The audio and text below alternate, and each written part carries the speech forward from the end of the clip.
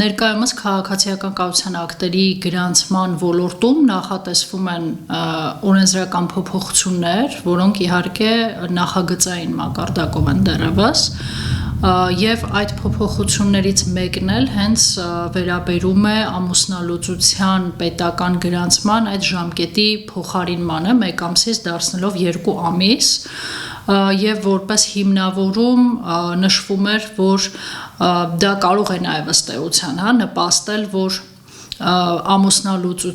ամուսնալուծության հակված զույգը, այսպես ասած, մտափոխվի այդ ժամկետի ընթացքում, բայց մյուս կողմից էլ կարող է հարց առաջանալ, եթե անձինք իրենք կայացրել են այդ որոշումը, որքանով է տրամաբանական 2 ամիս, այսպես ասած, ձգձգել այդ գործընթացը եւ արդյոք դա կարող է դիտարկվել խոչընդոտ, մի հիմնավորմամբ կարելի է այդ տեսանկյունից նայել, բայց երբ նայում ենք այն համատեքստում, որ դա նպատակ ունի ծառայելու ընտանիքի պահպանման արժեքին, ընտանիքի պահպանման շահերին, ապա նշյալ պարագայում կարծում եմ, որ խնդիր, որպես այդպիսին արկա չէ, քանի որ ինքնին անձինք էլ արդեն որոշումը կայացնելիս եւ դիմելիս այդ գործընթացին արդեն բնականաբար իրազեկ կլինեն, որ սահմանված է այսինչ գործընթացը եւ կարելի է օրինակ նույն բանը ասել ինչու 1 ամիս այն ժամանակ էլ չէ, կարելի ասել ինչու մի անգամից չի լինում, այսինքն 1 ամիսը դարձնել 2 ամիս գտնում եմ, որ ինքնին կոնցեպտուալ նույն բանն է, քանի որ կրկին գործ ունենք որոշակի ժամկետի հետ։ Գտնում եմ, որ ինքնին այդ ժամկետի երկարաձգումը ամուսնալուծության գրանցման, ինչպես նաև սեղմ ժամկետի համար հավելյալ պետական տուրքի անհրաժեշտությունը որպես այդպիսին, եթե նայում ենք ընտանիքի պահպանման համատեքստում որպես կարևորագույն արժեք, որպես կարևորագույն միավորում, ապա նշյալ պայմաններում կրկին կարելի է արձանագրել, որ ըստ էության սա բացասական փոփոխություն կամ բացասական երևույթ չէ։ Միգուցեև պետական տուրքի բարձրացումը որպես այդպիսին լինի պատճառ, որ անձինք չշտապեն դիմելու սեղմ ժամկետներում ամուսնալուծության իրականացման գործընթացին։ Իմ գնահատմամբ փոփոխությունների առանցքային կետը կայանում է քաղաքացիական կառավարության ակտերի գրանցման այդ գործառույթների միասնական իրականացումը, այսինքն միասնական մեկ կառույցի պատասխանատվության ներքո գտնվելը, եւ սա մասնավորապես ինչով է պայմանավորված, ներկայիս պայմաններում սպասարկման կենտրոնների ծառայությունները տարածքային կենտրոնների ապահովում են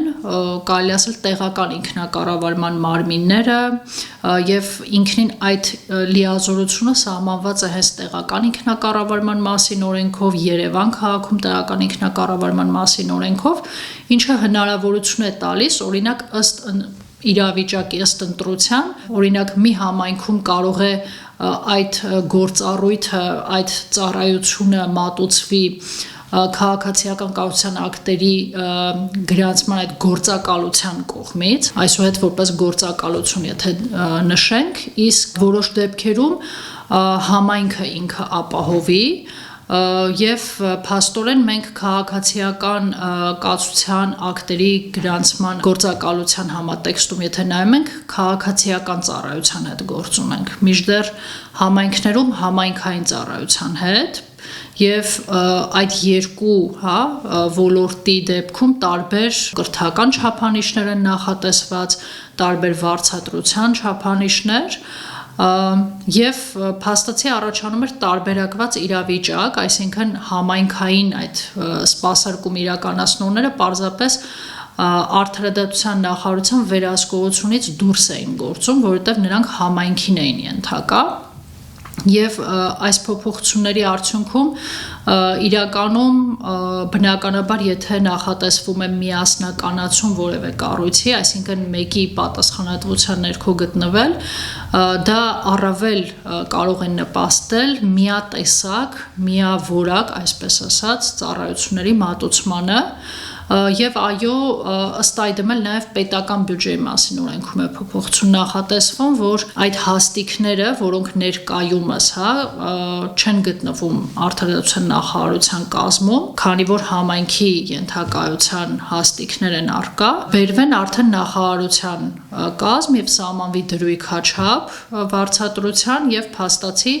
բոլորը այդ դեպքում համարվեն քաղաքացիական ծառայողներ, ունենալով այդ նույն արտոնությունները, նույն պահանջները եւ ապահովելով միասնականացումը։ Իհարկե հնարավոր է օրինակ սկզբնական շրջանում որոշակի ադապտացման կամ նման խնդիրների իրավիճակ լինի եւ անգամ նախագծում էլ նշվում էր, որ գուցե անհրաժեշտություն առաջանա հետագայում այլ իրավական ակտերում եւս փոփոխություններ կատարելու, բայց ինքնին միտումը մեկ միասնական դարձնելու կնպաստի միասնական որակական չափանիշներով ծառայությունների մատուցմանը։ Փոփոխություններով նախատեսվում է նաեւ որոշակի պետական տուրքերի սահմանում եւ որոշակի ծառայությունների մասով էլ պետական տուրքերի բարձրացում քաղաքացիական կառուցության ակտերի գրանցման ոլորտում։ Եվ այս մասով երբ նայում ենք, օրինակ հենց նախագծի այդ հիմնավորման մեջ երբ ուսումնասիրում ենք, օրինակ նշվում է, որ ինքնին այլ է իրավիճակը, երբ ամուսնացողները Հայաստանի Հանրապետության քաղաքացիներ են։ Այս դեպքում քաղաքացիական կառուցության ակտերի գրանցման այդ համապատասխան աշխատակից այդ մարմնի շատ գործառույթ չունի անելու, ի նկատի ունեմ ուսումնասիրության մասով, ի տարբերություն այն դեպքերի, երբ կողմերից մեկը օտարերկրյա քաղաքացի է, այս դեպքում աշխատանքի ծավալը փոխվում է, ուսումնասիրության ծավալը փոխվում է, եւ բնականաբար այս համատեքստում կարելի ասել, որ մի դեպքում ավելի շատ ռեսուրս է ծախսվում, քան մյուս դեպքում։ Եվ նախագծում դրա համար էր հիմնավորման մեջ նշված, որ երբ ամուսնացողներից մեկը օտարերկրյա քաղաքացի է, այդ ռեսուրսատարությունը համեմատաբար հաշվի առնելով սահմանվում է պետական տուրք ամուսնության պետական գրանցման համար։ Իսկ տուրքերի բարձրացման օրինակը հենց անվան փոփոխության մասով է նախատեսվում պետական տուրքի բարձրացում կամ օրինակ նախատեսվում է պետական տուրքի բարձրացում այն դեպքում, երբ ամուսնացողները ցանկանում են հանդիսավոր պայմաններում գրանցել իրենց ամուսնությունը, երբ աշխատակցին հրավիրում են, այսպես ասած, եւ գրանցումը կատարում են այդ հանդիսավոր պայմաններում, գործող կարգավորմամբ այդ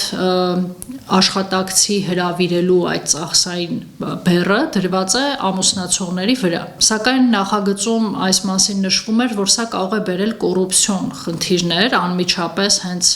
աշխատակցի եւ այդ դիմող անձանց միջև այդ գումարային փոխանակման տեսակետից եւ նախագծում նշվում է, որ առավել նպատակահարմար է բարձրացնել պետական տուրքը մի փոքր, այսպիսով դադարեցնել այդ ճանապարհածախսի եւ հատուցման մասով պարտականությունը դիմողների, այսինքն այդ ճանապարհածախսը եւս պետական բյուջեի միջոցներին հատուցվի, կամ օրինակ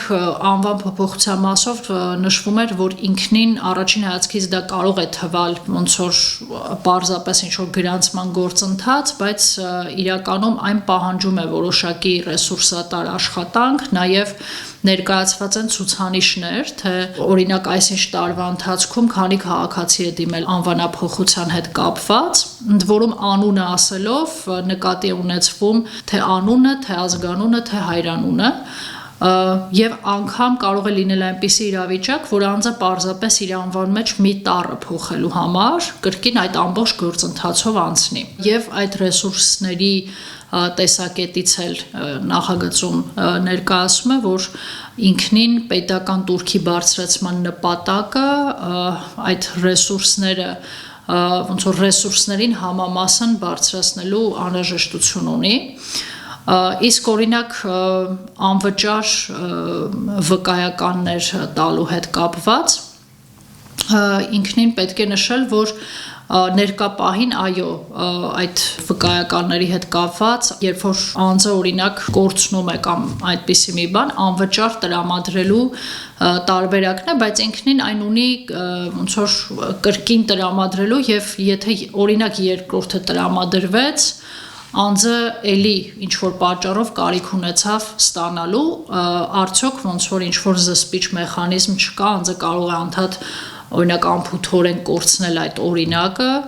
եւ դիմել անդադ անվճար ստանալ, ոնց որ այդ տեսակետի հաշվառմամբ նախագծում առաջարկվում է